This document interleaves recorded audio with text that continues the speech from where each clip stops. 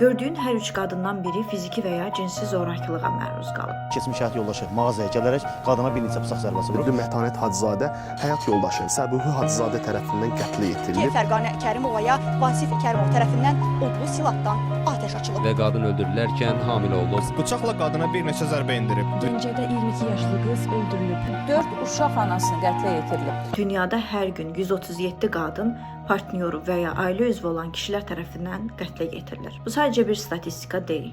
Bu, yarımçıq qalan həyatlardır. Zorakılıq təkcə fiziki deyil, artıq internetdə də davam edir. Qadınların 58%-i rəqəmsal dünyada da təhdid və təhqirlə üzləşir.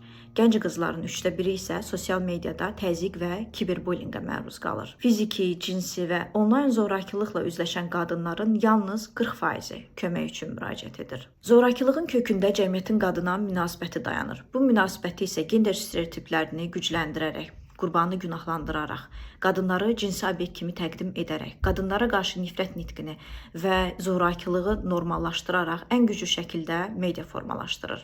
Qadın təhsil ala bilmirsə, iqtisadi azadlığı yoxdursa, media qadını dəyərsizləşdirirsə, bütün yanlışların səbəbkarı kimi qadını göstərdikdə cəmiyyət susursa, zorakılıqla üzləşəndə də qadınlar tamamilə müdafiəsiz qalır. Zorakılığın bitməsi üçün qadınların təhsil alması, iqtisadi gücü, azadlığı və mediada düzgün təqdim olunması əsas şərtdir. 25 noyabr qadınlara qarşı zorakılıqla beynəlxalq mübarizə günü çərçivəsində 16 günlük kampaniya başlayır. Gender and Media Watch təşəbbüsü olaraq biz də bu kampaniyaya qoşuluruq və qadınlara qarşı zorakılığın sona çatması üçün maarifləndirmə işimizi davam etdirəcəyik. Gəlin zorakılığı birlikdə dayandıraq.